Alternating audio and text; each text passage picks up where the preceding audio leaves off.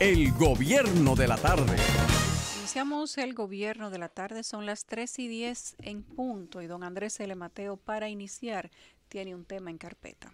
Bueno, como en la República Dominicana tenemos los teléfonos pinchados hace ya mucho tiempo, porque ahora parece que es masivo y hay solo en el distrito más de 18,000 teléfonos pinchados. Yo quiero hacer una declaración aquí pública en relación con el ingeniero Víctor Díaz Rúa. Él me llamó ayer por teléfono y tuvimos una conversación muy larga alrededor de un tema que abordó ayer Yulisa Céspedes y que abordé yo sobre el curso que está tomando, que ha tomado la causa de Odebrecht, que hace una radiografía de las pruebas para ver si tienen méritos para llegar a un juicio de fondo. Y según la posición de Víctor Díaz Rúa, ha habido en lo que respecta al manejo de las delaciones premiadas muchas alteraciones y muchos aspectos que han sido sesgados por el Ministerio Público con la finalidad de alterar lo que él llama su verdad. Nosotros respetamos los derechos de Víctor Díaz Rúa y consideramos que él tiene razón de pedir que nosotros también veamos el aspecto que tiene que ver con sus juicios de defensa. Y la conversación, que fue una conversación muy larga, incluyó muchos aspectos que también tienen una sustentación documental. Él nos ha enviado una cantidad de documentos y nosotros le vamos a hacer una simbiosis derivada de todos esos documentos que están aquí, y en otro momento haremos una intervención más profunda sobre los temas que Víctor Díaz Rúa dice que la Procuraduría General de la República alteró, sesgó, trató de desviar del concepto de verdad, de su verdad, lo que decían los que dieron delaciones premiadas en la justicia brasileña y las referencias específicas que en el marco de las delaciones premiadas se hacen de su persona. Él señala varias cosas. Primero, que las delaciones premiadas que están en la acusación fueron manipuladas por la Procuraduría. Por ejemplo, dice que en ninguna menciona Hilberto Macarella Alves da Silva a Conrado Pitaluga, y que menciona a Víctor Díaz Rúa es para desmentirlo, para desmentir la certificación del banco AOB. Ese es el primer señalamiento concreto que hace Víctor Díaz Rúa en la conversación que tuvo conmigo y en un pequeño resumen que anexa a la documentación que nos ha enviado aquí a la Z101. Lo segundo es que Marco Vasconcelos Cruz nunca dice que él, Víctor Díaz Rúa, se confabuló con Ángel Rondón, como dice la acusación. Y es un señalamiento que nosotros haremos las comprobaciones, tenemos las documentaciones y tenemos también todo el cuerpo de la acusación del Ministerio Público.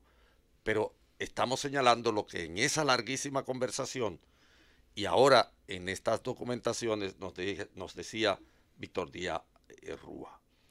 Señala también que los demás no mencionan ni a Víctor Díaz Rúa ni a Conrado Pitaluga. Solo, dice el Mario da Rocha Soares, lo menciona en un viaje a Antigua que según Víctor Díaz Rúa nunca se realizó, pero Mario da Rocha Soares sí que lo menciona. Yo ayer revisé un poco en la noche y ciertamente lo menciona 2 veces. Además, señala que nos envía un memorándum de entendimiento entre Moya y Odebrecht asociándose antes de que Víctor Díaz Rúa entrara al Ministerio de Obra Pública y Comunicaciones. Tenemos aquí el documento que él nos envía y haremos revisión pormenorizada del mismo. Y también nos envía un comunicado, los comunicados al Ministerio de Hacienda del Fondo Monetario Internacional y Hollive Locate, que son consultores de Hacienda, donde estos dos, tanto el Ministerio de Hacienda del FMI y Locate, establecen que primero, que debían buscar una compañía de abogados y segundo, que la estructura existente costaría casi 100 millones de dólares y más y por lo tanto sería algo así como equivalente a una Sunland. Entonces dice la documentación que nos envía el ingeniero Víctor Díaz Rúa que eso demuestra que son falsas las afirmaciones en la acusación del Ministerio Público en la que señala que Marco Vasconcelos Cruz dijo que Víctor Díaz Rúa y Ángel Rondón se asociaron para pedir sobornos y que Víctor Díaz Rúa pidió, según un delator premiado dentro del juicio de Odebrecht en Brasil, un 1.25 para la carretera del Coral como soborno, como pago de soborno. Entonces, dice él, señala Víctor Díaz Rúa, que el Coral, quien lo tenía era Moya, la constructora Moya, desde el 2003, que había ganado una licitación antes de que Víctor Díaz Rúa llegara al Ministerio de Obras Públicas y Comunicaciones, y que se asociaron, según lo que el expediente del Ministerio Público dice. Y entonces él se pregunta, ¿por qué debían dar soborno de una obra que ya tenían? Es decir, si él, Víctor Díaz Rúa, se había asociado con la empresa de Moya, entonces ¿para qué iba a pagar soborno Odebrecht? Porque había una asociación de por medio ya. Y también dice que es falso lo que dijo el Ministerio Público de que Víctor Díaz Rúa sacó a Moya para recibir sobornos, porque según Víctor Díaz Rúa, Moya nunca salió del acuerdo. Apunta las páginas 16, 22, 23, 108, 109, 110, 166 y 167 del expediente acusatorio. Y señala que son tergiversaciones las delaciones premiadas o lo que se resumen de las delaciones premiadas, que además de que no tienen valor de prueba, estas delaciones premiadas no dice lo que ellos ponen en la acusación llena de errores, incoherencia, falsedad y sumamente sesgada y selectiva. Este es un resumen de toda la documentación que nos ha enviado Víctor Díaz Rúa en relación con los análisis que hacíamos ayer respecto de la marcha que está tomando el caso Odebrecht en la justicia dominicana y de los involucrados en el mismo. Nosotros respetamos los derechos de Víctor Díaz Rúa, consideramos cuanto le venga en gana. Nosotros más adelante también hablaremos de la documentación que se sustenta aquí y diremos nuestro propio punto de vista. Bueno, yo soy el primero aquí en esta mesa que siempre va a defender todas las garantías procesales y el derecho a la defensa. El señor Víctor Díaz Rúa sabe muy bien y lo sabe mejor que yo, porque es un político a tiempo completo y porque ha tenido mucho más éxito, quién sabe si de la cuenta, en otros aspectos. Sabe utilizar muy bien el viento a favor.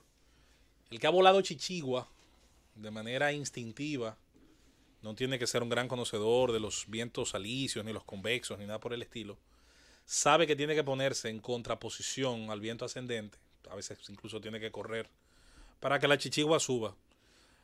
Sabe volar muy bien chichigua Víctor Díaz Rúa. Lo sabe. Y lo sabe justo en este momento donde el viento ascendente de la defensa de la honorabilidad de la magistrada Miriam Germán ha dividido las aguas en dos. Yo diría que incluso la ha dividido más de la cuenta, porque creo que incluso hay gente que se ha llegado a creer que la división entre buenos y malos dominicanos depende ahora de lo que uno opine de ese caso. Y ha sabido muy bien, tanto Víctor Díaz Rúas como su defensa, y se vale,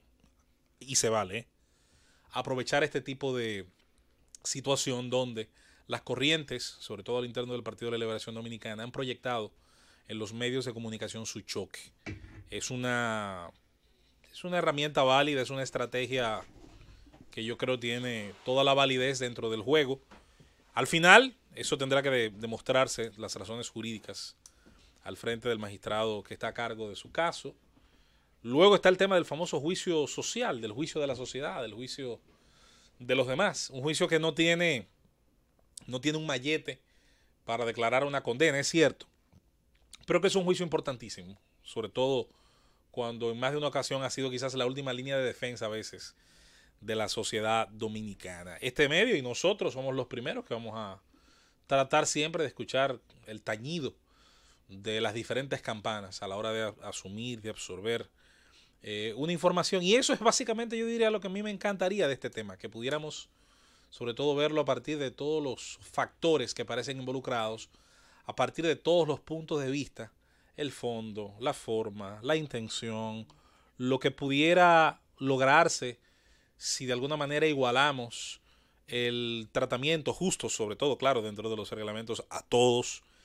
Y al final que no nos quedemos con un proceso que mucha gente entiende que no va a ser satisfactorio para la mayoría, con una situación en el Consejo Nacional de la Magistratura que para mucha gente se va a quedar como una especie de duelo personal, y con un tema relacionado esencialmente a los jueces, a la judicatura y sobre todo la alta judicatura dominicana, donde da la impresión de que más que tener una forma, de tener un planteamiento uniforme ante cada juez, vamos a tener un interrogatorio distinto dependiendo de quién se sienta ahí. Así que eso me parece que es bastante válido, insisto, bienvenido sea, y ya veremos cómo le va en el juicio encabezado por alguien con toga, y en el juicio que va a tener siempre la sociedad dominicana con respecto a su paso por la vida pública. El gobierno de la tarde. Regresamos al gobierno de la tarde, ya son las 3:25, después de aquel vuelo de Etiopía donde murieron una cantidad... 150 y tantos, 156 me parece. Alarmante de personas, 157. Los Boeing 737 están en serios aprietos. Varios fueron países suspendidos ya. El 737 esencialmente la versión MAX 800. MAX 800. Hay que decir porque otros modelos... MAX 8 y 9. Otros modelos del 737 pues se van a mantener en uso perfectamente. Hay países como el caso de Canadá que restringieron totalmente la flota de esos aviones, y hay todavía eventualmente algunos completando sus jornadas de vuelo. Pero hoy hay ciertamente toda una presión por parte tanto de los usuarios, y qué bueno, para que se hagan las revisiones del lugar. Fíjense cómo la industria de la aviación es un perfecto ejemplo de cómo el consumidor, el mercado, en la parte de la demanda, obliga al ofertante a tener que perfeccionar su servicio. Un avión, cuando cae, de las pocas veces que ocurre en términos matemáticos, el daño es tan severo, aunque es tan poco frecuente, pero es tan severo, la muerte en Etiopía fue de todos, tripulantes y pasajeros, todo el mundo, que provoca, por una serie de elementos que son bastante claros de entender, una revisión completa, señores, de una flotilla cuya salida, así sea por un espacio de unas cuantas semanas, tiene un costo importante, y ese costo claramente que tiene que cargar las aerolíneas para volver de nuevo a, si así concluyera la autoridad de transporte aéreo en el caso de los Estados Unidos, y más adelante la agencia europea similar, a finalmente avalar que ya estos aviones están en capacidad sin problemas de volar. Así es, pues se ha sumado. Eso también significa una pérdida de credibilidad en una empresa como Boeing, que es, digamos, pionera y difícil de recuperarse, sobre todo para el tipo de modelo que parece que está en cuestionamiento por varios accidentes. El mercado de la aviación ha tenido siempre, don Andrés, como bien dice usted, dos grandes rivales. No son ellas las únicas, pero son y Airbus, la europea y la norteamericana. Sí. Entonces, a partir de este hecho, como muy bien usted señala, tiene que ocurrir que después de los extenuantes análisis que suelen hacer esas agencias, Sí, muy tanto estatales como las privadas, entonces se diga, no, mira, esto ha sido una terrible casualidad, esto... Me recuerda el caso de Malaysia Airlines. Malaysia Airlines así tenía una publicidad donde decía que era la aerolínea más segura del mundo. Tenía un historial, señores, de 2 décadas y poco más, limpio. Sin accidente. El primer problema que tuvo un avión de Malaysia Airlines fue un choque leve en una pista de aterrizaje en San Francisco, recuerdo. Y bueno, de buenas a primera le cayó, no sé si fue el gato negro o el aquello del gato. Y le pasó un año a Malaysia Airlines, que se desapareció el MH370, que todavía no se sabe. El derribo del otro avión de Malaysia Airlines sobre territorio ruso, que todavía el día de hoy también es discutible. Bueno, no, pero ya sobre eso se ha esclarecido. Yo no estoy Ellos entraron en una zona de seguridad y hay algo raro ahí. Yo siempre creo que también esa aplicación no fue muy satisfactoria. Después de ahí, pero, insistimos, la aviación tiene, y lo saben los corredores de seguros, que son excelentes calculistas en el campo de la inferencia estadística y de probabilidad, que el tema de la aviación es, no hay una frecuencia tan grande como para usted decir la aviación no es segura. Ahora, hay una severidad que asusta. Claro, todos los accidentes de aviación son severos. Son fatales. Son severos. Y lo que miden en el riesgo es la frecuencia, qué tanto se produce el riesgo de accidente. Por cada avión que despega y aterriza, ¿cuántos colapsan? Pero la comparación con otro medio de transporte es el automóvil, el tráfico viario. Usted se echa a la derecha, usted se tira a la derecha. Pero no todos son fatales. En la carretera, en el piso, hay un paseo. Claro. El barco que se le daña una hélice flota. Claro. Pero el avión que se le dañan los motores cae. Sin embargo, la incidencia de accidentes en vehículos terrestres es mucho mayor. Sí, la frecuencia es mucho mayor. Eso decimos. La estadística de vehículos aéreos. Ahora, yo prefiero chocar abajo que chocar arriba. Bueno, allá arriba choca. Ahora depende cómo y dónde choques. Yo prefiero chocar abajo que tener un problema allá arriba. Obviamente, porque también es un tema natural. Tú estás habituada al suelo. Tú estás en control. Ahora, te diré lo siguiente. Digo, oye, José Luis, decía mi abuela que lo que mate la hora. El que se va a morir como quiera. Las historias de supervivencia tras colapsos parciales de los sistemas de aviación son también más numerosas. Lo que pasa es que esas no son noticias de portada. Aviones con un motor dañado han volado, señores, grandes extensiones de territorio. Incluso se dio el famoso caso del avión que creo que era llegando a Irlanda. Se le dañó no uno, sino los dos, y el piloto planeó. Y utilizando las herramientas para planear, para hacer uso de la inercia y del viento y la resistencia y todo lo demás. Aviones que dan 1000 kilómetros. Bueno, imagínate tú, la aerodinámica se ha desarrollado como ciencia aplicada a esos niveles, pero, insisto, este es un extraordinario ejemplo de una industria que tiene altas regulaciones, tanto las que se imponen, que el mercado se las impone, como obviamente las que le impone la legislación pública. De hecho, por regla general, un accidente aéreo no puede quedar sin que se determine la regla de causalidad. Exacto. Hay un pacto internacional que lo contiene. Los accidentes aéreos siempre hay que determinar. ¿Pero por qué? Eso se cumple de un país a otro siempre, con cada accidente aéreo. La Comisión Internacional... No, y la excepcionalidad son los límites tecnológicos. Sí, que es la que maneja las incidencias de los accidentes, hace una investigación que es única para cada tipo de accidente y siempre se da una conclusión a la investigación, pero sin eso importar cuánto tiempo haya pasado del accidente. No es por la naturaleza del vehículo. La ley de causalidad que se establece como obligatoria en las investigaciones sobre accidentes aéreos está determinada por el hecho de que cuando el avión despega, si hay un accidente, las posibilidades de que la mortalidad sea 100% es total. Y no hay nada que hacer. Entonces, si es una falla humana, entonces no hay que hacer ningún tipo de cambio tecnológico, alteración del diseño. Nada. Pero si es una falla mecánica, entonces eso hay que someterse a todo el resto de los aviones. Pero recuerden cuando a todo lo que estén volando de esa manera. Ese fue el caso de Francia. Que le pasó en Francia. Claro, tocado por un rayo. Y bueno, al final, por eso insistimos que es una industria que está en permanente revisión. No hay casa aeronáutica, sobre todo de las tradicionales, que no haya en algún momento tenido que acogerse a la enmienda de capítulo de quiebra, sobre todo por el tema de las demandas. Casi todas han tenido que pasar eso, sobre todo la más famosa, la de las 2A. Pero a partir de ahí, insistimos, es un campo perfectible. Yo creo que los hermanos Wright ni se imaginaban, cuando volaron unos 200 metros en 1903, como en cuestión de décadas, apenas unas décadas. Ni Ícaro tampoco. No, por Dios, ese voló demasiado alto. ese voló demasiado alto y el sol le derritió la cera que unía. Ni Ícaro tampoco, que es el precedente. Para mí una de las figuras, si usted supiera, creo que tiene que ser una de las figuras más citadas en simbolismo en la música. Y del poder también. Sí, el que vuela muy cerca del sol se quema. Se quema. Eso es así. Por eso hay que tener cierta sana distancia con los conceptos más personajes. Si lo pega con cera, Claro. Te tiene que quemar como Ícaro. Miren, el presidente de Estados Unidos ordenó hoy suspender inmediatamente los vuelos de los aviones Boeing 737 a regañadientes lo ordenó. MAX 8 y 9 tras el accidente de Ethiopian Airlines en el que el pasado domingo murieron esas 157 personas. Dijo que todos esos aviones serán inmovilizados de manera efectiva inmediatamente. En una rueda de prensa en la que era muy atacado por los periodistas. Porque se negaba. Pero ¿el modelo o todos los aviones de la marca? ¿El modelo Boeing MAX solamente? No, el Boeing MAX 737, 8 y 9.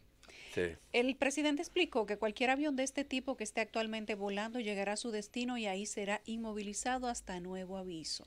Que la seguridad del pueblo estadounidense, de todas las personas, es una preocupación principal y Estados Unidos era uno de los pocos países que todavía no había decidido inmovilizar su flota de aviones Boeing 737 MAX 8 tras el accidente de Ethiopian Airlines. Horas antes del anuncio de Trump, Canadá también decidió cesar la actividad de los Boeing 737 y dijo que esto era producto de una nueva información recibida esta mañana. O sea que hay una información nueva que el mundo no conoce, pero que los mandatarios sí. La parálisis anunciada hoy por Trump va a afectar a más de un centenar de aviones del modelo de esa compañía que tiene sede en Chicago, Illinois, según informan medios locales estadounidenses. Hay que recordar que el accidente mortal en Etiopía ha desatado la polémica en Estados Unidos sobre su maniobrabilidad después de que se conocieran al menos 2 quejas de pilotos, mientras que asociaciones insisten en la capacitación de sus miembros para manejarlos. Hay 2 informes ya anónimos reportados del año pasado que lo hicieron pilotos del Boeing 737 MAX 8, donde ellos hablan de su preocupación por la inclinación aguda del morro del avión cuando se conecta el piloto automático y dicen que es un problema que se solucionó desconectándolo. Y el accidente de Etiopía fue el segundo en pocos meses de este mismo tipo de avión, 737 MAX, después de que en octubre también fallecieran 189 personas en un avión de ese mismo modelo. Bueno, eso es muy importante el anuncio de Trump porque se había negado. Es decir, previamente Estados Unidos había permanecido en un silencio que revelaba la oposición del propio presidente Trump, puesto que se le habían entregado los informes técnicos en relación con eso. Porque como sabemos, como es Trump, hasta que él no estuvo convencido, no dio la información de la suspensión. Pero bueno que haya sido así. Boeing ha registrado, según los datos de Wall Street, importantes pérdidas en las últimas jornadas. En el día de hoy solo ha descendido un 0,29% hasta el mediodía de hoy, antes del anuncio de Donald Trump, pero ya se vaticina que después del anuncio las cifras serán otras indudablemente.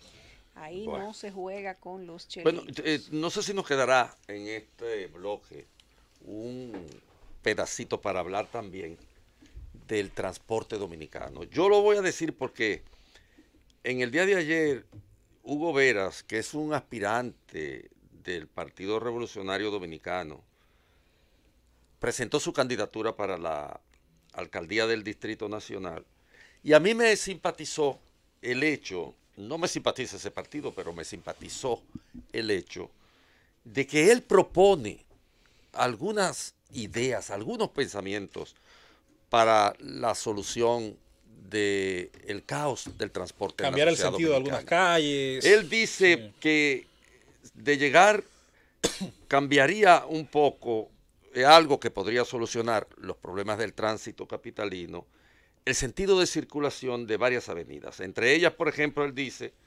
que la Winston Churchill la pondría en una sola vía y que la Abraham Lincoln también en una sola vía. La vía contraria, correcto. Que la Tiradentes y Ortega y Gasset también en vías distintas formarían un par vial, según él establece. Y dice además Igualmente, si se llegara a ser alcalde, cambiaría los patrones de circulación de unas 130 calles del Distrito Nacional, lo que impactaría más de 30 sectores de la capital. Y eso significa, al entender de lo que él estuvo explicando, que se va a agilizar automáticamente el flujo de vehículos en las zonas y se logrará recuperar los espacios públicos para que los ciudadanos puedan usarlos sin dificultad. Es interesante. Primero porque toda propuesta estudiada va a generar, pienso, un debate constructivo. Yo creo que Hugo, amigo Hugo, a quien conozco hace mucho tiempo y que es una persona hace mucho interesada en el tema del tránsito vehicular y en los vehículos per se,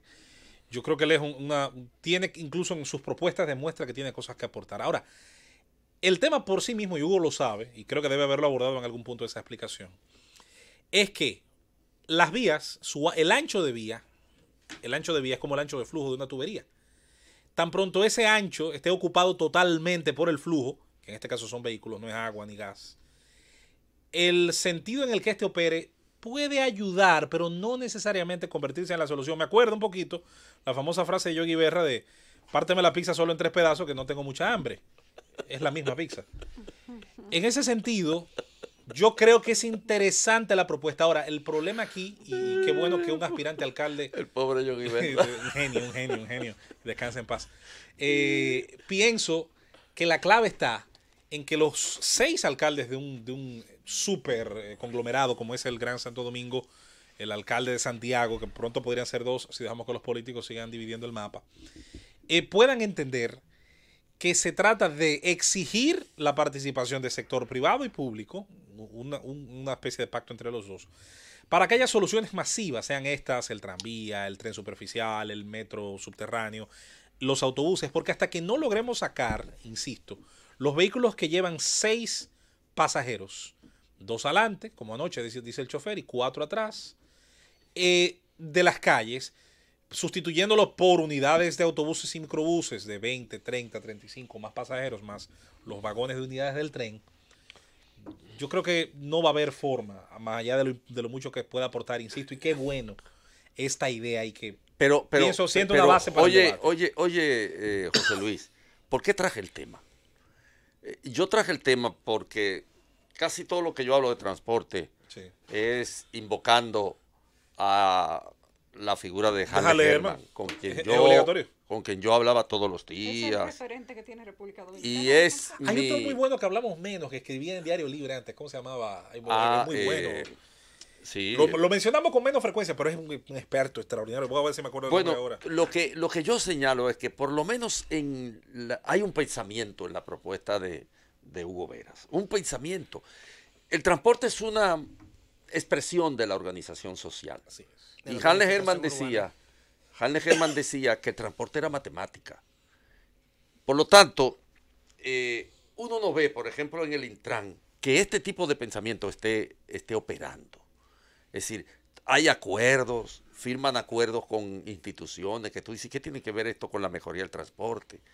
Pero no hay pensamiento, no hay como empinarse sobre el problema con una mentalidad creativa y con los recursos que la posmodernidad pone a disposición de sociedades como las nuestras. A partir de lo que tú señalabas, un principio, un punto de partida ineludible es el hecho de la masificación del transporte, de la optimización de la oferta, del hecho de que, por ejemplo, una ciudad como Nueva York, la gente tiene vehículos y prefiere usar el metro, prefiere usar las opciones colectivas porque son seguras, porque te llevan con garantía a los sitios.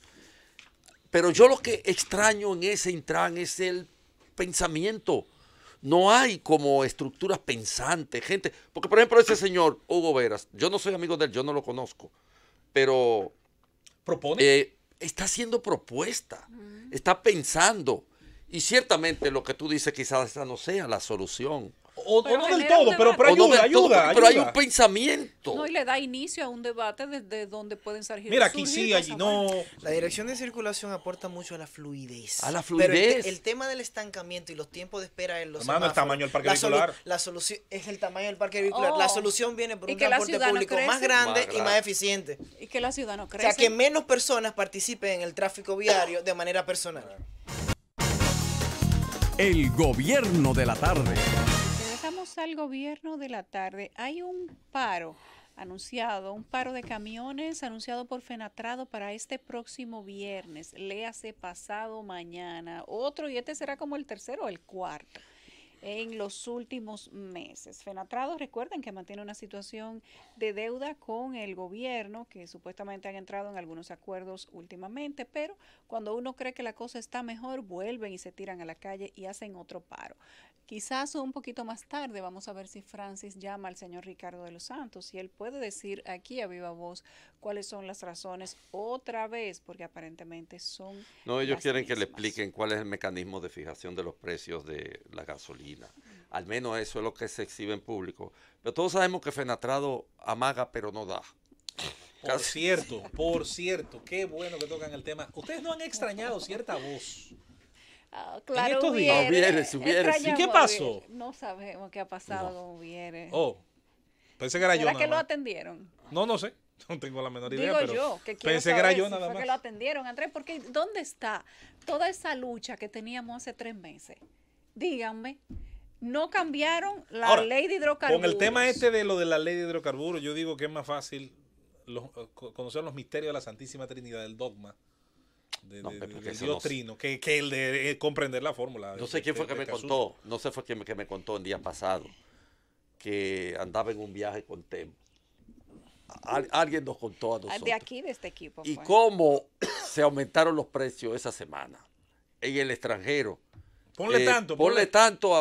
Así mismo así es Donald Guerrero. Premium 2 pesos. Así es Donald Guerrero. A la regular 1,80. Ahí no hay ningún estudio ni nada, ni mirarla. En un restaurante. Eso como el que pide una cuarta de salami, claro, 5 de ají, Donald Guerrero un vidrio de aceite. No sé si tú llegaste a comprar vidrio. Unidad de medida que en mi pueblo en Azo está en boga todavía. ¿Cómo un vidrio de aceite? Un vidrio de aceite. Un vidrio con un jarro de habichuelas giritas. Que tiene su cosita. Eso sí, pero no un Pero vidrio. todavía Coge una lata esa de jugo de pera, no le ponen usa. un asa, que no. Ajá. Claro que sí, todavía. Madre mía. No, lo del vidrio yo no lo llegué a ver, José. Esas son las unidades de medida. Porque tienen unidades de medida específicas en Azo, Claro, que no se conocen en Licey al medio. Eso está bien, porque queda bastante lejos.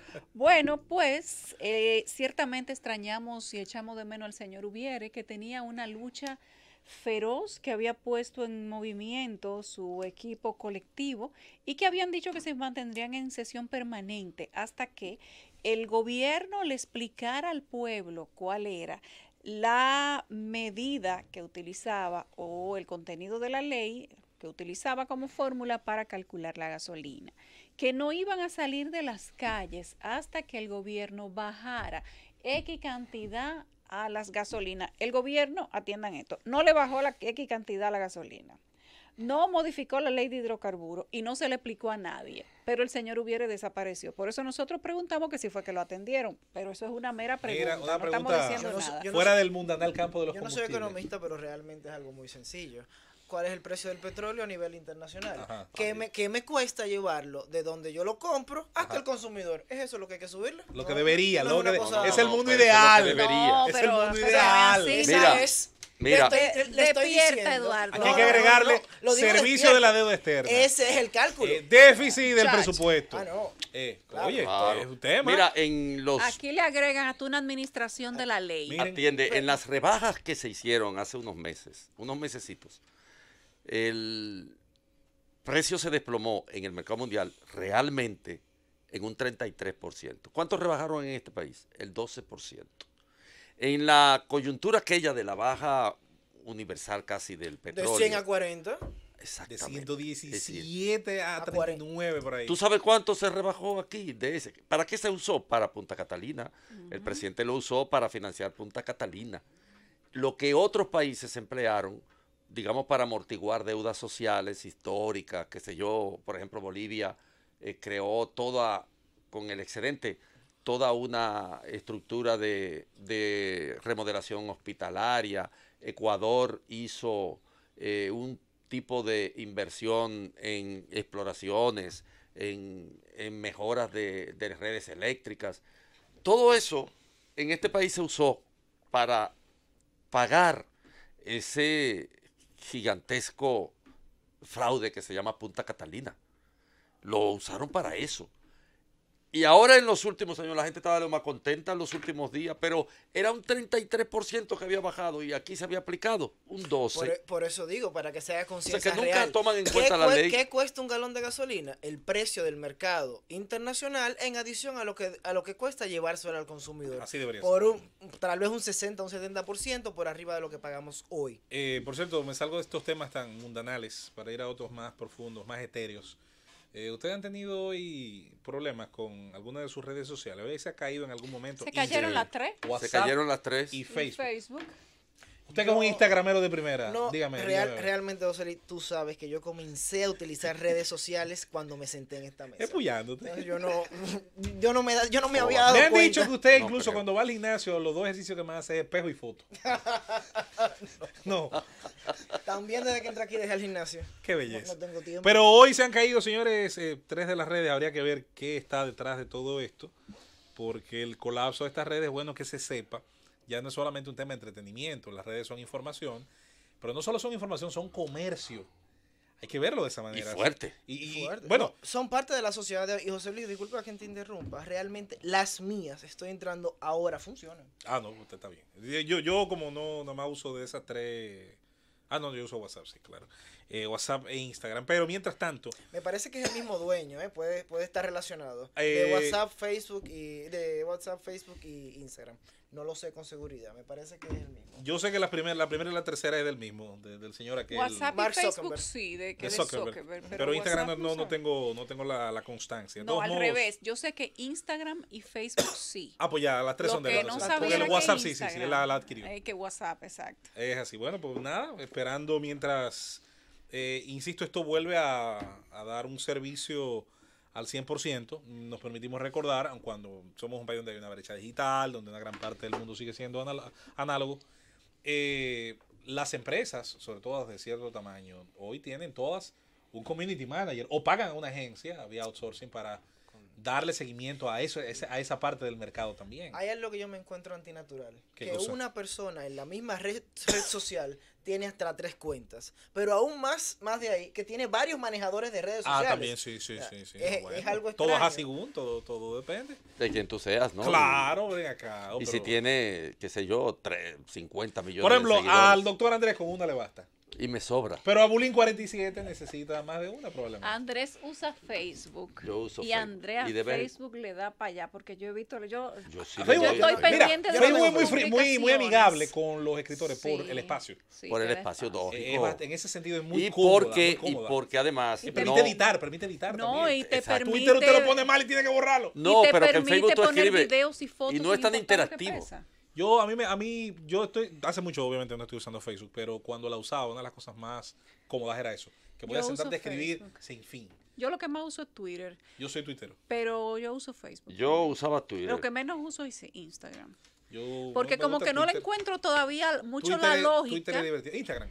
Al Instagram, No, yo no lo veo soy- como una red personal. Es un tema eso es, que yo lo veo como muy Usted exhibe lo que personal. tiene, lo que tiene. Yo Hay no creo gente como que exhibir lo que tiene. Porque, Exacto. pero sí Si usted eso tiene de, músculo, exhibe músculo. de Si estar- tiene libro. Si de es un- tomarte un puro. muchas fotos para que la gente te diga algo, como que todavía no encuentro mucho la lógica, Pues mira, pero de vez en cuando lo hago. yo lo que hago es tratar de burlarme de mí mismo y del mundo. Entonces yo pongo siempre Por eso me unos gusta pies de más foto. Twitter. Pongo unos pies de foto ahí siempre para que la gente se eche a reír un poquito. Dice Francis que él se va a reír con la pausa que tenemos que hacer ahora. El gobierno de la tarde.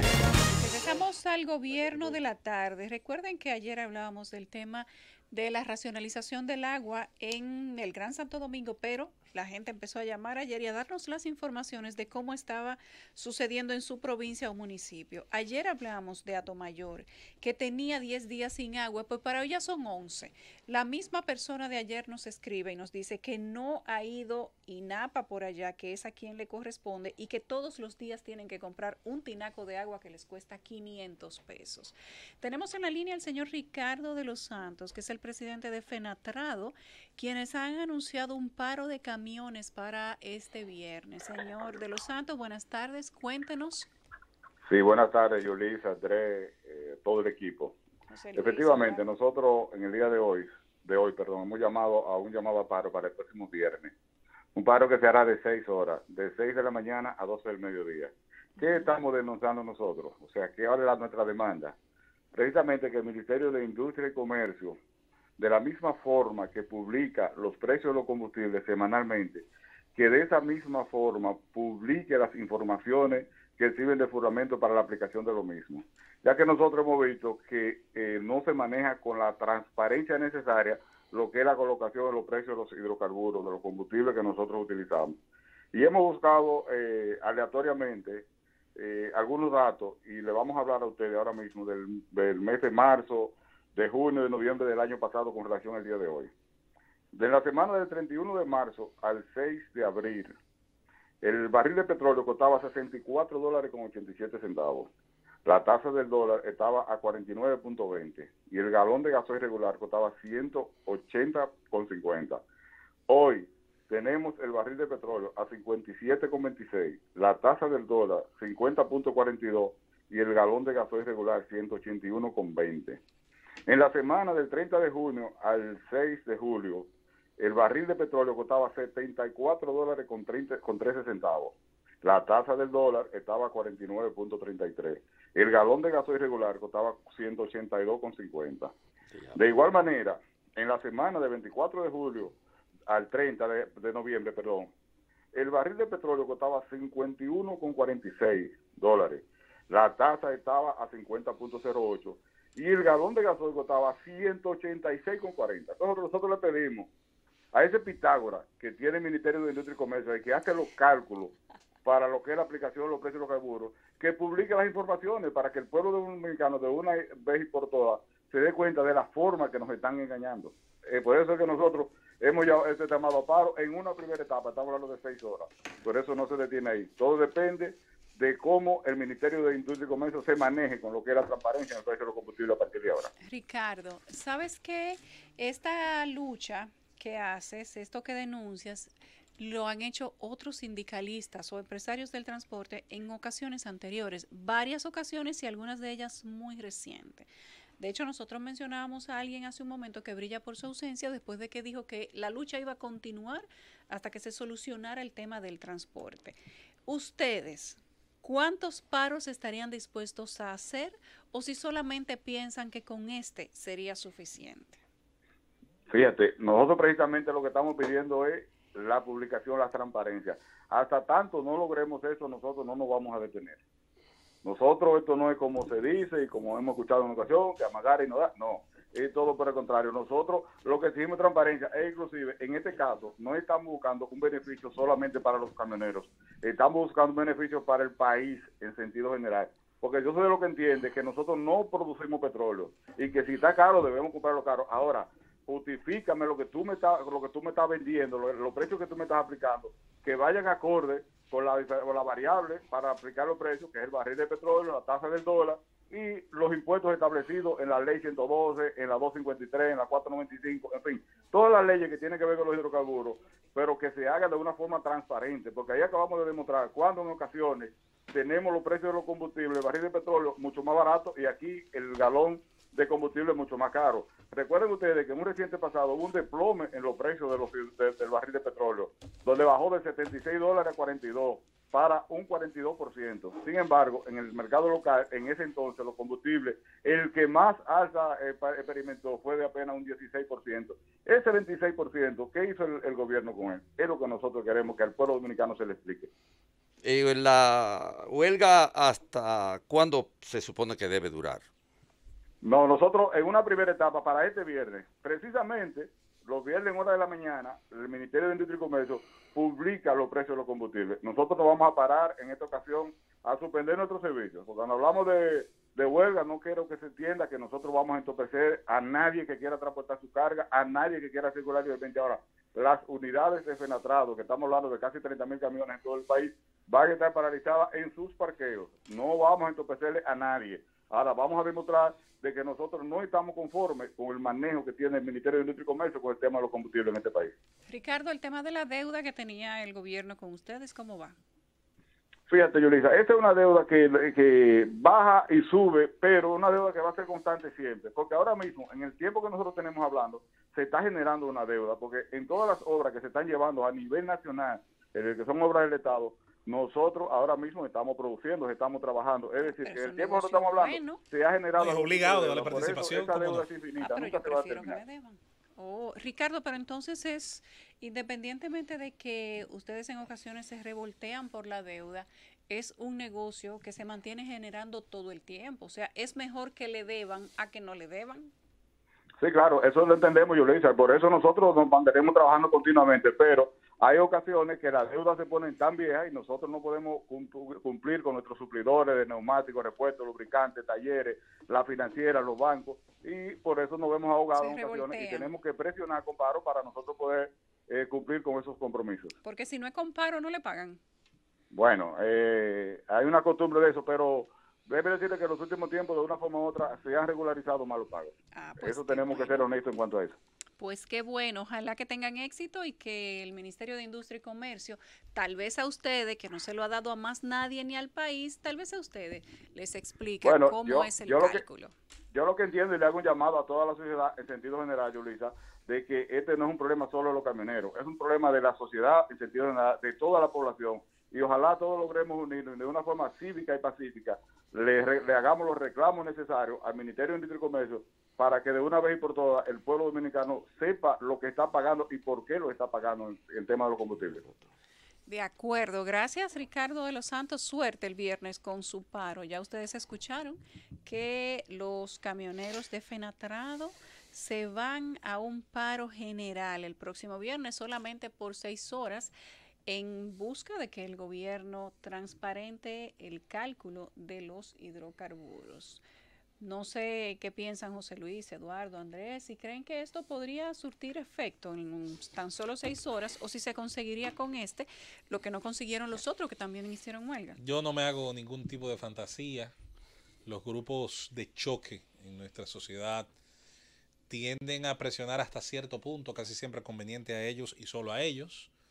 Si esta es la excepción a la regla, bueno, pues yo seré el más entusiasta de los sorprendidos.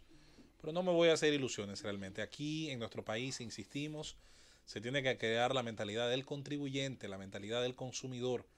Y solo esa mentalidad del jodido consumidor dominicano es la que puede cambiar las cosas. Y yo siempre he dicho que entre la huelga de los transportistas siempre me ha faltado la huelga de los pasajeros. Y esa huelga es el boicot a cualquier servicio, sobre todo masivo, que tenga una calidad tan por debajo de lo esperado y de lo merecido, sobre todo lo que usted paga, y usted se va a hacer respetar. El boicot entiendo la forma extraordinaria que tiene no solamente el mercado en general, sino cada individuo, desde uno mismo hasta la suma de todos, que es el colectivo, para rechazando algo y decir, ¿sabes qué? Hoy no va a ser el día en que se van a seguir enriqueciendo a costa de nosotros. Y usted verá que las cosas comienzan a cambiar. El poder le teme a dos cosas en nuestros países, a las armas y a las masas. Las armas ya no se usan, entonces le sigue temiendo a las masas. Pero yo creo válidas las movilizaciones en relación con la voracidad fiscal del gobierno, porque el precio de los combustibles en la República Dominicana es absolutamente abusivo e irracional. No tiene ningún tipo de sustentación, que no sea la fuerza que dimana del manejo del aparato del Estado y de las disposiciones que crean leyes, que crean procedimientos, a partir de los cuales usted puede hacer lo que le da la gana, porque en este país tenemos una desgracia estructural sembrada casi con toda la legitimación del raciocinio, que es entender que quienes manejan el Estado son dueños de la riqueza pública, y no lo son. Y no es posible que usted perjudique en virtud de la voracidad fiscal a las amas de casa, que inmovilice el país, porque este es un país y están ahí las estadísticas de las instituciones internacionales y las nacionales sobre el inmovilismo social que tiene la República Dominicana. Pero uno se pone a pensar que un gobierno que necesita, que requiere una enorme cantidad de dinero para poder no satisfacer lo que son las demandas naturales y lógicas del Estado, que tiene que darle solución a muchos problemas, sino para la consecución de objetivos políticos determinados, que si tiene sentido, que si tiene eso racionalidad, que el precios de una cosa tan vital como son los combustibles se conviertan en una fuente de búsqueda de satisfactores fiscales, que el Estado después hace un dispendio con ellos, que quienes administran el Estado más bien hacen un dispendio y hacen lo que le da la gana después.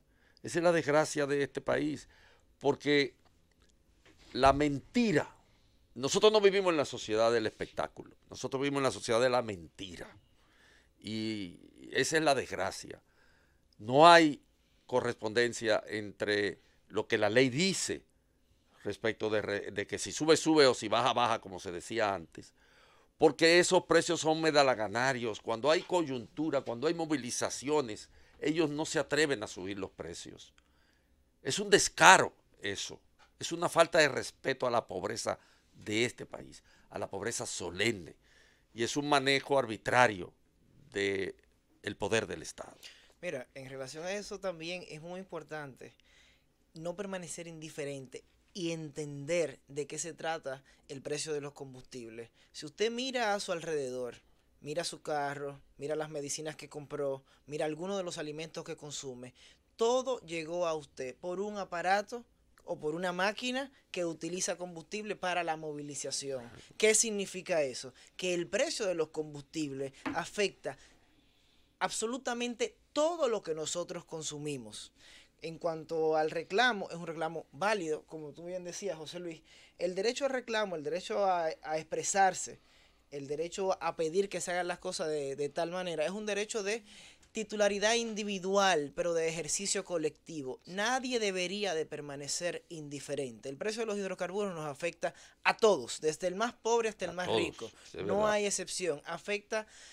Afecta inclusive la manera en que usted consume radio, la manera en que usted consume las medicinas, la manera en que usted se transporta a su trabajo. Claro, y le encarece hasta la comida, porque cuando usted cocina con el gas licuado de petróleo y se lo pone más caro, tiene un precio el problema de eso es, y ahí es donde radica el gran problema de este diseño que tenemos, es que esta es una sociedad hoy por hoy que está compuesta de libertos fiscales y esclavos fiscales.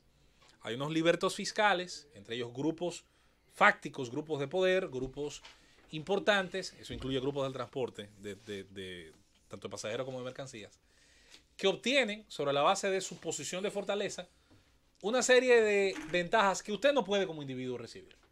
Y eso incluye un subsidio de combustible, que yo no lo recibo. No. Yo no lo recibo. Y eso incluye la posibilidad de que alguien reciba un kilovatio hora muy por debajo del precio de mercado que yo pago en mi casa.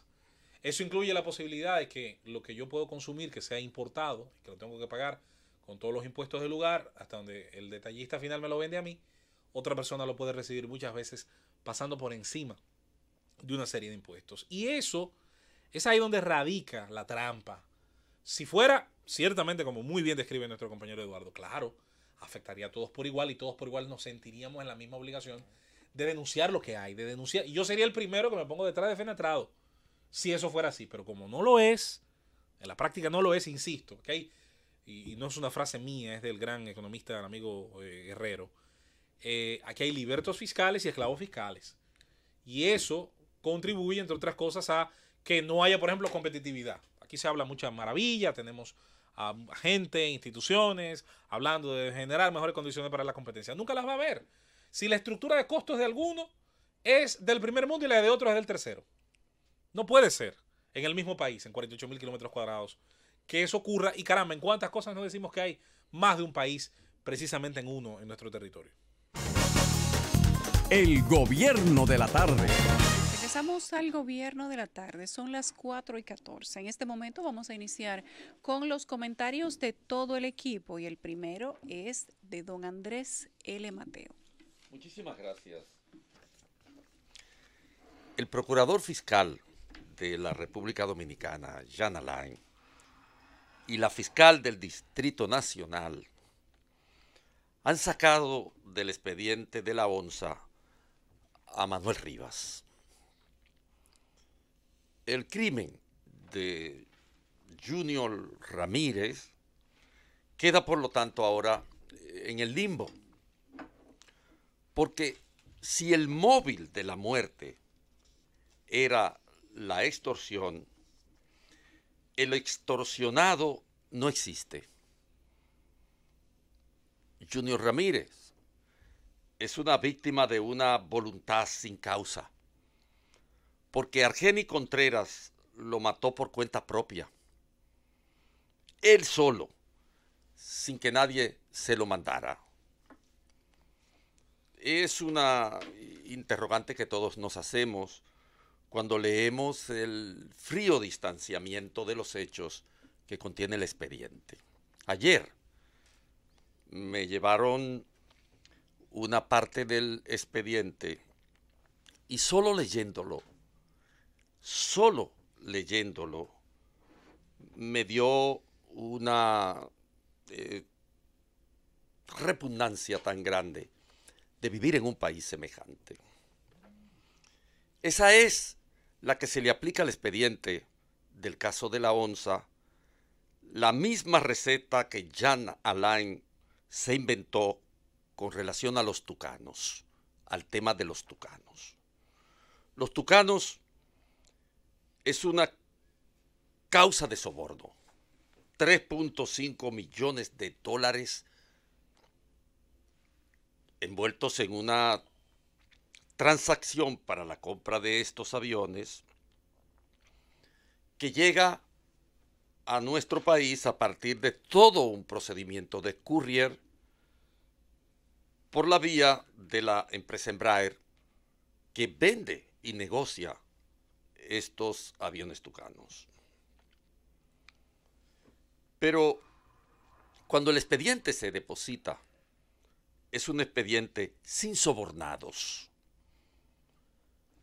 El soborno estaba destinado para senadores que tenían en el momento coyuntural en el que se discutía esta etapa del soborno de la compra de los aviones tucanos, tenían el expediente bajo su control en virtud de que faltaba una sanción por parte del Senado de la República. El soborno estaba pues destinado a estos senadores que manejaban el expediente de los tucanos.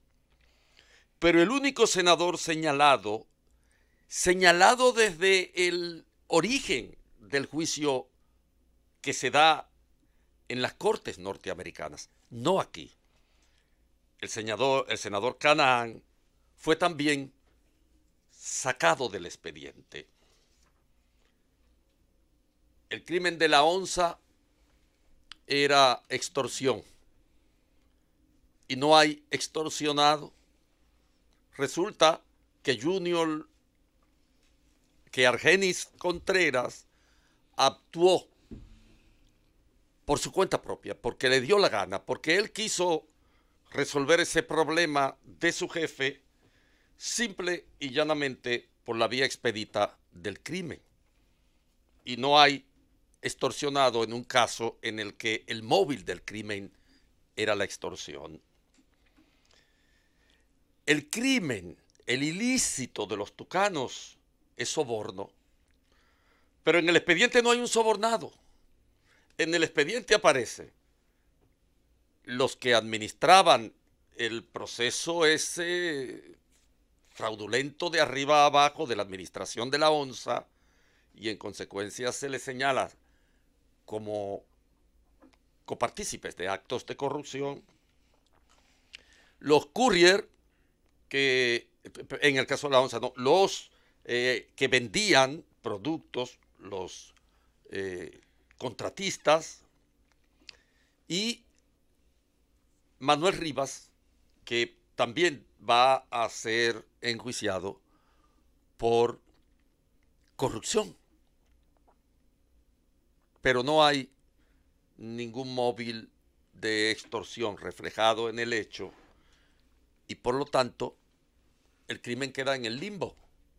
El crimen queda a la soberana voluntad de quien decidió por sí mismo asesinar a Junior Ramírez para resolver el problema de la extorsión en la onza, que el extorsionado, que era Manuel Rivas, padecía, pero que quien actúa y mata a Junior Ramírez es Argenis Contreras. Eso es que él lo pagaba feliz el soborno, Andrés. Bueno, será. No le generaba ningún Será. tipo de cargo. Pero hay una interrogante fundamental. ¿Qué justicia es esta? La de Jean Alain.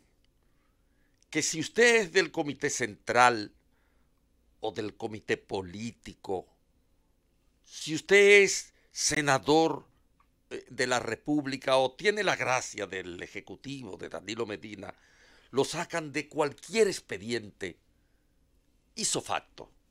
Así fuera un expediente de crimen, así fuera un expediente de extorsión, así fuera un expediente de robo. De cualquier expediente, usted va a quedar fuera. Porque esa es la práctica, esa es la lección, ese es el cuaderno de bitácora que nos tiene acostumbrado la justicia dominicana en manos de este señor que se llama Jean Alain. Y doy muestras. En OISOE hay un juicio consumado. En OISOE ya está en el nivel de la cosa definitivamente juzgada. Pero los dueños del negocio nunca fueron a juicio. Y hay mención a estos dueños del negocio, por lo menos en 9 oportunidades de manera directa, puesto que esa gente servía, era a determinados funcionarios dentro de la OISOE y respondían en lo que respecta a las tramitaciones del negocio que se había establecido ahí. Está el caso del Darío Contreras. En el caso del Darío Contreras, la realidad es espeluznante, porque lo que ocurrió no tiene madre, ni padre, ni abuela, ni tía. Y sin embargo no movieron una paja, una sola paja, porque la figura que estaba involucrada es una figura vinculada al presidente de la República de manera amplia y profunda. Lo de Corde ni se diga. Lo de Corde está en el saco del olvido y en consecuencia todo lo que ocurrió allí se va a ir a la bolina, aparentemente porque la acción de la justicia es solo justicia simulada.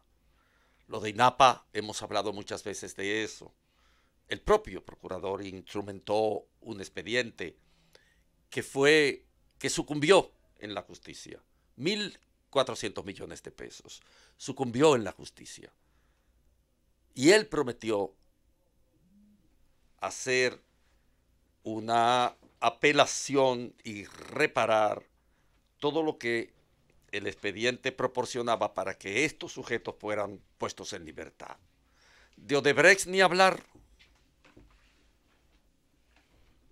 Son otras tantas experiencias, muchas otras experiencias similares, la que nosotros podríamos señalar respecto de este caso de la onza, en el que Manuel Rivas, el extorsionado en un crimen por extorsión, no figura entre los involucrados directamente en la muerte de Junior Ramírez.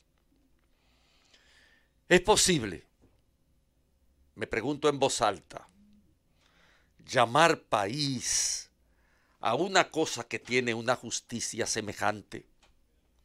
¿Es esto un país? ¿Puede uno decir que vive en un país que tiene un estatuto jurídico que se respeta y en el que la hace la paga?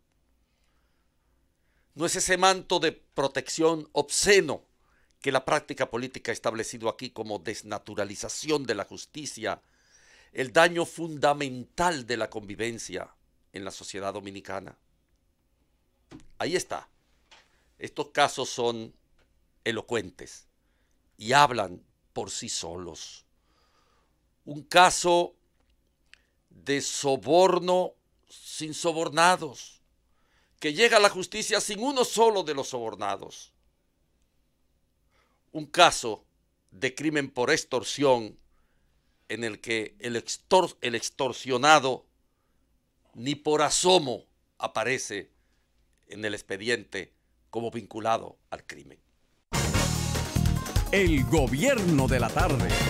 Regresamos al gobierno de la tarde a las 4:28. Es momento de escuchar el comentario de José Luis Mendoza.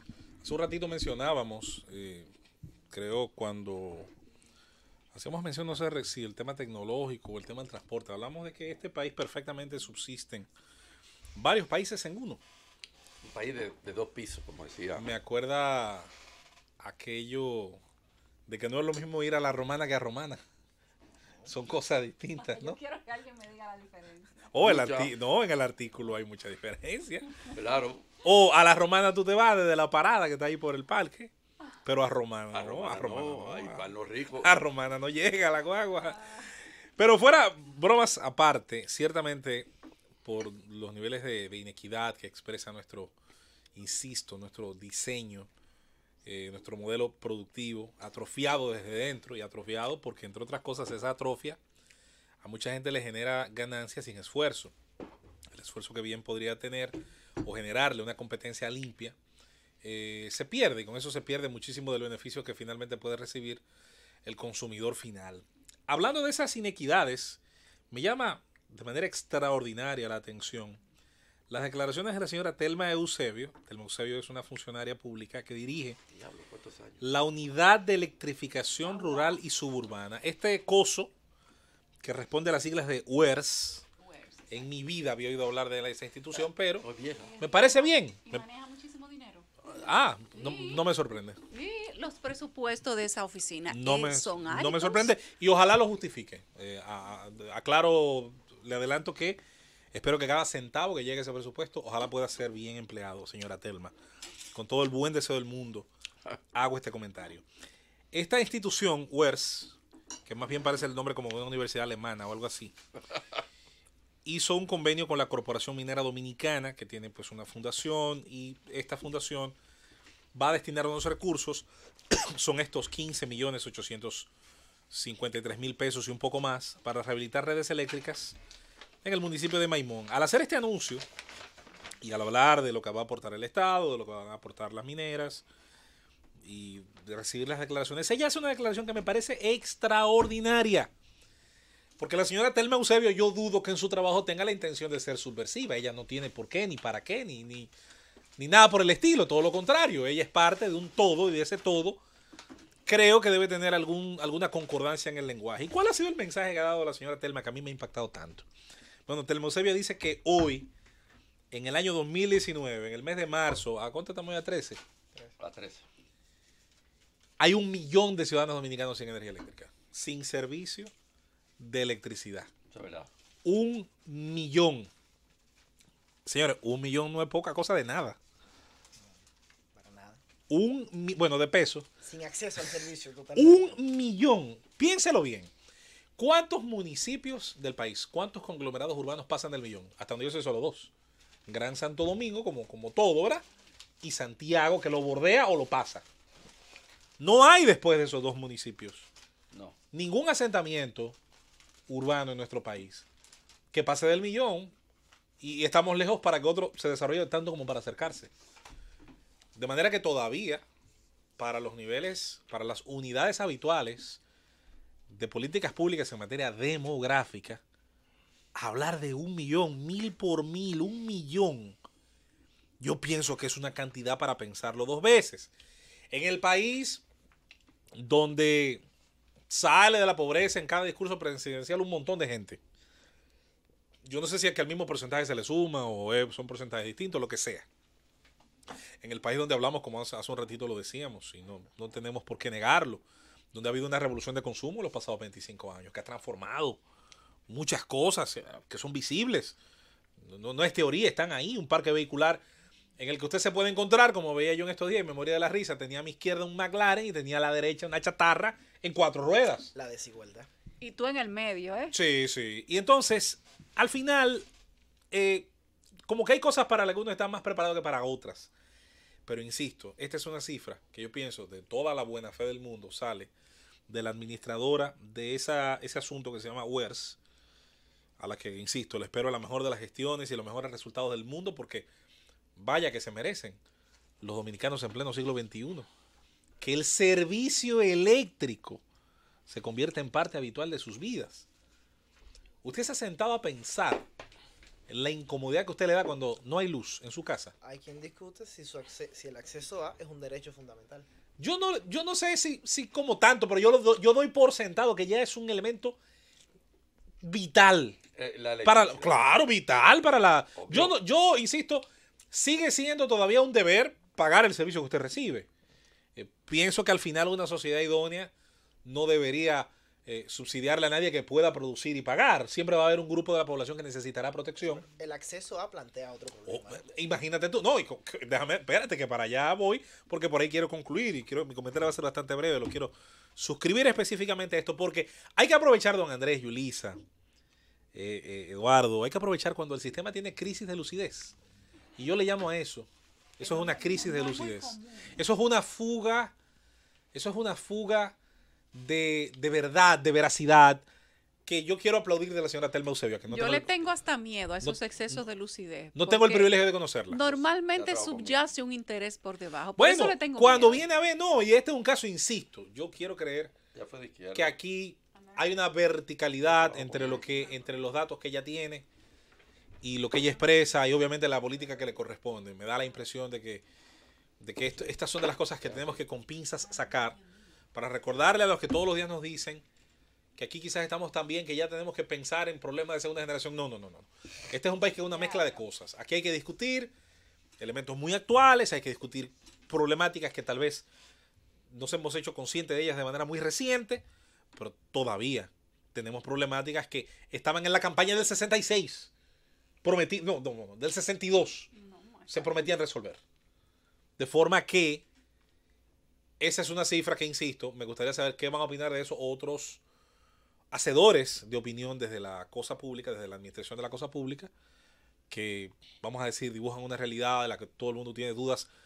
Algunas dudas de esas son bastante razonables, otras son obvias. Y bueno, por ahí el hecho de que 1 millón de personas, es decir, un poco más de 1 de cada 10 dominicanos, no tenga acceso al servicio eléctrico. Colocaba yo el ejemplo ahorita del nivel de incomodidad que siente cualquiera de nosotros cuando tiene un apagón, cuando el servicio eléctrico colapsa y usted no tiene acceso a la reposición del servicio vía el inversor o la planta. Imagínese usted que esto ocurra por horas. Usted suele llamar a la empresa distribuidora de electricidad, se suele hacer algún tipo de denuncia, te dan un número de reclamación y por ahí algo se intenta hacer. Mientras tanto, el agua se calienta en la nevera, los comestibles, los bienes perecederos, entre ellos la comida, bueno, pues pueden comenzar el proceso de putrefacción, entre una serie de cosas, señores, que limita muchísimo. Desde el mismo tema de la higiene que pasó, sobre todo por la presencia del lavaplatos o de la lavadora, a tener una relación directa con el fluido eléctrico. Imagínense ahora usted que 1 millón de gente en este país no sepa lo que es tener un contador, no sepa lo que es enchufar, como decimos, un abanico para dormir en ciertas condiciones. Y le voy a agregar, para ir redondeando el tema eléctrico, ahora que se habla tanto de Punta Catalina, los otros 9 millones y pico de dominicanos más los extranjeros que tenemos en nuestro país están conectados a una red donde por circunstancias caóticas, de desorden, de cualquier tipo de elemento negativo que arrastramos como costumbre, sobre todo en sectores populosos, en una red donde casi el 30% del flujo eléctrico se termina perdiendo por la mala calidad que tiene ese tendido. Todos los materiales, todos los conductores, y eso lo hemos explicado más de una vez acá y lo hacen los ingenieros con muchísimo más claridad, todos los conductores tienen algún grado de resistencia. Los materiales que menos resistencia tienen son muy caros. No se puede hacer cableado de oro ni de plata, pues se los robarían y sería demasiado caro. Ahora, se hace de cobre porque de los conductores, de los buenos conductores es el más barato. Y de los conductores baratos es el mejor. Dos cosas al mismo tiempo. Ahora, la energía que se pierde, la resistencia que se genera, se pierde en forma de alta temperatura y por eso hay una cobertura alrededor del cableado para impedir que lo mismo pueda generar daños, incendios con cierta frecuencia. Pero se pierde el 30%, y eso no lo va a resolver la generación que puede entrar con el tema de Punta Catalina. Es un problema agregado. Todavía se diera el chance de que nosotros tuviésemos el 100% o incluso más de la generación que necesitamos, incluso hasta que generáramos un excedente, todavía nos queda el problema de la calidad del material y de la red de transmisión. Y a todo esto, nuestra posibilidad de ampliar ese tejido y de llegar a tantos dominicanos, sobre todo en esa región rural, apartada, limitada, dice, no digo yo, no lo digo yo, lo dice Telma Eusebio, que dirige una unidad específicamente para eso, que como dice Yulisa, tiene su presupuesto, tiene sus metas, etcétera, que 1 millón de dominicanos. Pensemos en eso, hagamos esa reflexión, y caramba, si todos esos dominicanos, los que sean mayores de ese grupo, que habría que ver también cómo está compuesto, tuviesen una inclinación específicamente al voto de solamente quien les asegurara que van a ser electrificados, convirtieran esa hipotética fuerza en la tercera o segunda fuerza política del país. Así, de ese tamaño, de ese nivel, de ese volumen, siguen siendo algunas problemáticas en nuestra nación. No vamos a dejar de hablar de crecimiento económico, no vamos a dejar de hablar de una serie de elementos, pero caramba, ojalá que se cumpla esa buena intención que expresa la señora Telma Eusebio, y que yo pienso que aquí nadie jamás se va a oponer a la idea de que en algún momento, caramba, esta cifra de dominicanos que todavía viven en el siglo XIX, y en el siglo XIX bajito, porque ya a finales del siglo XIX Westinghouse estaba llevando la energía eléctrica desde la planta de Niágara, ya la estaba llevando al estado de Nueva York. Y exactamente, General Electric. De forma que los dos países que subsisten en uno, hoy yo creo que mucha gente ha oído por primera vez esto y recordará que hay también otro país donde ni siquiera está llegando la energía eléctrica. El gobierno de la tarde. Este es el gobierno de la tarde, esta es la Z101, ya son las 4:42, momento del comentario de Eduardo Núñez.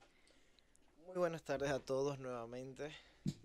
En el día de hoy yo tengo una cita casi obligada a tratar el tema que está en la palestra, que es el Consejo Nacional de la Magistratura.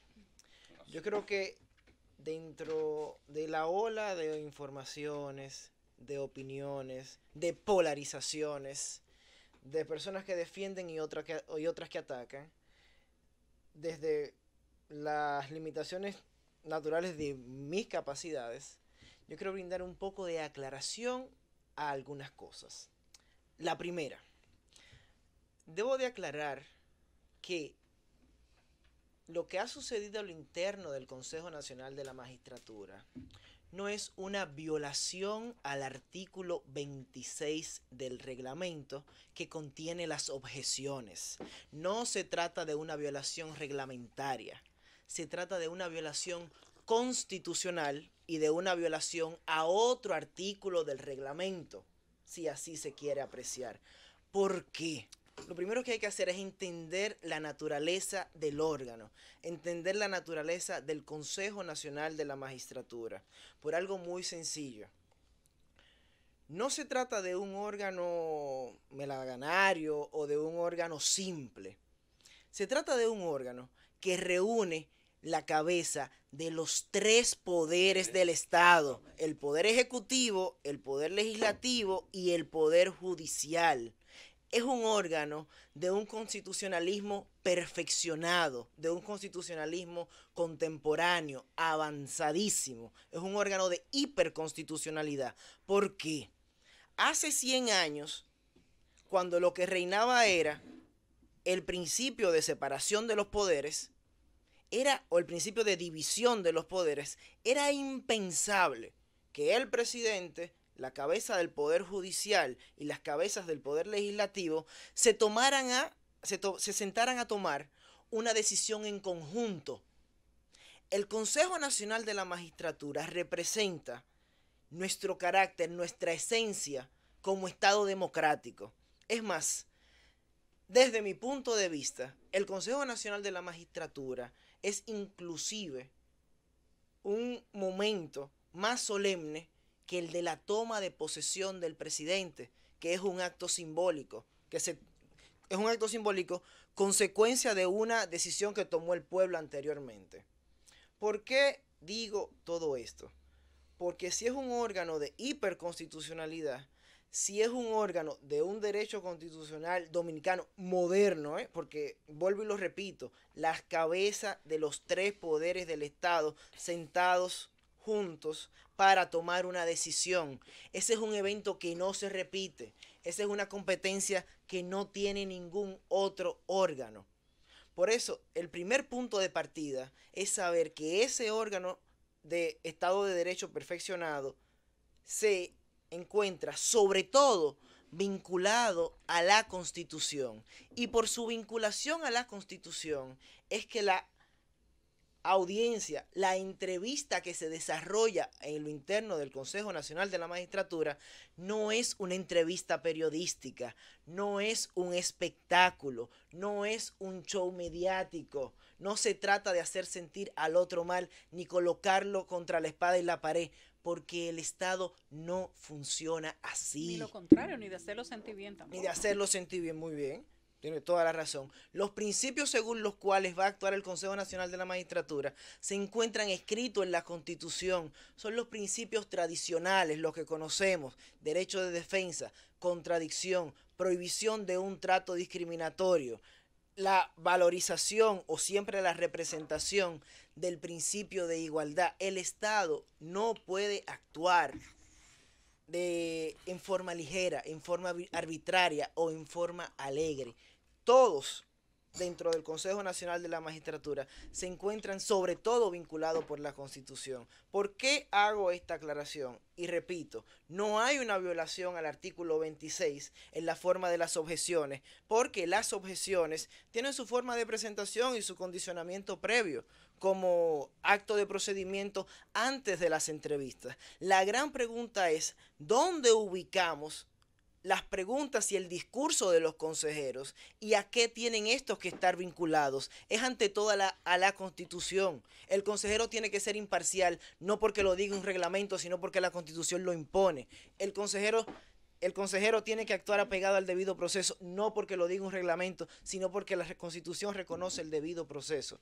Además de eso, también debe de quedar muy claro que el artículo que sí vendría a discutirse sobre violación del procedimiento o violación de la audiencia solemne ante el Consejo Nacional de la Magistratura es en realidad el artículo 4, el cual dice en su parte, y no el 26, o sea, o el 29, porque es muy jalado por los moños, okay, para decirlo en lenguaje llano. El lenguaje que utiliza el consejero, don Andrés, no está vinculado por el 26 de las objeciones. Las objeciones es para nosotros. Okay. Yo quiero objetar a tal juez. Bueno, pues yo lo objeto como deposito un escrito previo a donde se le da al juez 24 horas para tomar conocimiento y luego para responder. Pero eso es para el objetante. Okay. El consejero, y yo digo consejero por no decir, las cabezas del Estado Dominicano, su primera vinculación, su vinculación fundamental es la Constitución de la República. Si la Constitución de la República reconoce el principio de imparcialidad, el principio de igualdad, el debido proceso, el principio de contradicción, el derecho de defensa, también tiene que aplicarlo en el Consejo Nacional de la Magistratura. ¿Por qué hago esta aclaración? O continúo con la aclaración que estaba haciendo. El artículo que sí podría haberse violado es el artículo 4, que dice del procedimiento de evaluación. Asimismo, el Consejo Nacional de la Magistratura podrá hacer entrevistas reservadas para tratar aspectos que sean parte de la intimidad personal y familiar del juez, como una condición médica que tenga el familiar del juez, así como de su seguridad y del país, como aquellos tipos penales que van vinculados a la criminalidad organizada. ¿Qué quiero decir con esto? El propio reglamento tenía una forma de desarrollar esa entrevista y era de manera reservada. Si se quería hacer público para conocimiento después, se hacía, pero se hacía dentro de los límites del Estado de Derecho. Es eso lo que hay que entender. El Consejo Nacional de la Magistratura es un órgano muy especial, es un órgano solemne, es un órgano que todas sus actuaciones deben ir indefectiblemente vinculadas a lo que dice la Constitución. Ese es su primer límite, ese es su librito. Después vienen los reglamentos, después viene la ley del Consejo Nacional de la Magistratura, después viene la ley de cualquier otro procedimiento, pero primero la Constitución. Para finalizar, quiero decir, para recoger lo que he dicho, quiero decir, el Consejo Nacional de la Magistratura es un órgano de una constitucionalidad tal y de tal perfeccionamiento del Estado de Derecho, que lo primero que tiene que tener en cuenta necesariamente son los principios de nuestro ordenamiento constitucional. Francis. El gobierno de la tarde. Regresamos al gobierno de la tarde. José Luis dice y es apoyado por el equipo que vamos a hablar con el pueblo a propósito de todo lo que se ha hablado en esta cabina el día de hoy. Recuerden que desde su celular solo tienen que marcar asterisco 101 sin cargos, directo.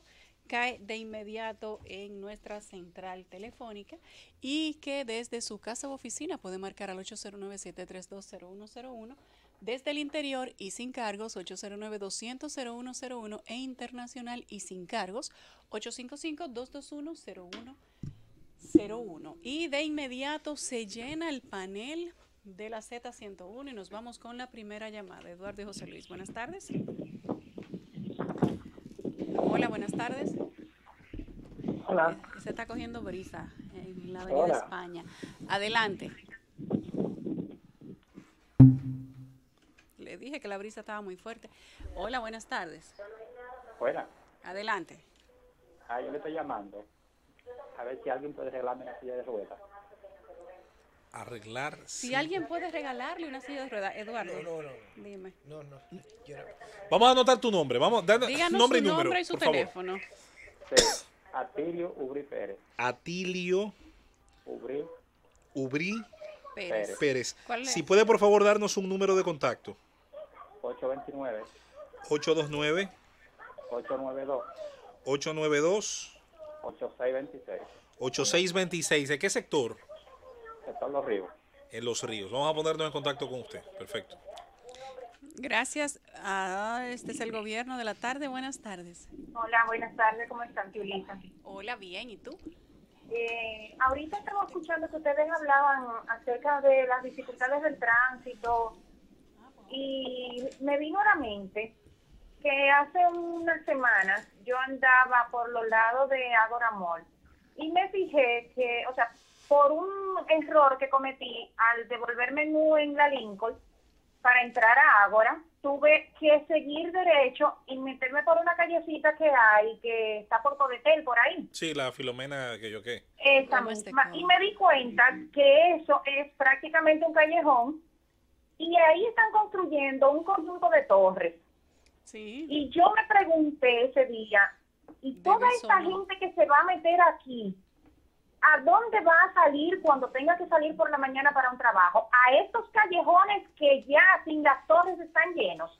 Y claro, la gente tiene que pensar muy bien dónde se va a meter su cuarto cuando va a comprar una casa, porque realmente eso es un tollo lo que están haciendo ahí. Ahí hay como algunas 4 o 5 torres de más de 7 pisos. Es posible, no quiero con eso contestar todas las dudas, callejones. pero muchas de esos edificios tienen en su base sótanos, es decir, parqueos soterrados. No digo que sea el caso bueno, ella de las dice que ella para dice. Salir de ahí. El acabose. Pero vamos a recordar ella algo. se refiere a una construcción que hay en esa esquina que creo que es de Bisonó. Tiene el letrero afuera incluso. Vamos a recordar algo, no tenemos que irnos muy lejos. lejos. Es verdad que son 3 torres altas. La Z101 tiene adjunta la estructura de la Z, su parqueo. Cae a una callecita pequeña que da salida otra vez a la 27, donde hasta hace unos años todo ahí eran casas grandes, enormes. De un tiempo acá se han sustituido 3 o 4 de esas estructuras, de esas casas tradicionales, por torres. Ahí tenemos 4 o 5 condominios, aunque, insisto, parqueos soterrados, parqueos, pero, como dice ella, para salir y entrar, la calle sigue siendo la misma. Y esa gente va a tener visita algún día. Y así, obviamente, los espacios en una ciudad que tiene crecimiento vertical, sin soluciones horizontales, tenemos un grave problema en crecimiento. Lo que hablamos una ciudad que ahorita no ha sido planificada. Así es. Hola, buenas tardes. Tienen que bajar su radio porque si no, nosotros tenemos un retorno que es molestoso y no podemos escuchar. Desde que Diego Colón puso su programa en Buenas radio, está tardes. diciéndole a la gente que baje el volumen cuando Adelante, llame. buenas tardes. Buenas. Adelante, buenas tardes. Hay 2 llamadas. ¿Perdón? Hay como 2 llamadas. Adelante, buenas tardes. Buenas tardes. Sí. ¿Aló? Sí, adelante. Sí, gracias. Por causas ajenas a mi voluntad, no había podido oír la Z en las tardes. Y yo quiero saber qué es de Domingo, la persona que estaba resolviendo problemas, que iba la gente personalmente y él resolvía problemas. ¿Qué es de ese muchacho? Domingo está, escucha por radio, Domingo está enfermito, ha estado trasladándose frecuentemente a Nueva York para un tratamiento médico. Está mucho mejor, pero sigue de licencia médica porque él tiene que estar concentrado sola y únicamente en su salud. Él sigue haciendo otro tipo de actividades, pero por el momento está de licencia médica en la Z101. Ya entiendo que cualquier otra cosa adicional de ahí tendrá que decirla él mismo, pero la información que nosotros tenemos es que va en franca mejoría, gracias a Dios. La Z con el pueblo se sigue haciendo y es de 2:30 a 3 de la tarde y la hace uno de nuestros compañeros del gobierno de la noche, Roberto, y de igual modo se sigue ayudando a todo el que viene o que llama tratando de encontrar un apoyo en esta emisora. Última llamada, buenas tardes. Sí, buenas. Adelante. Y Jonathan de este lado.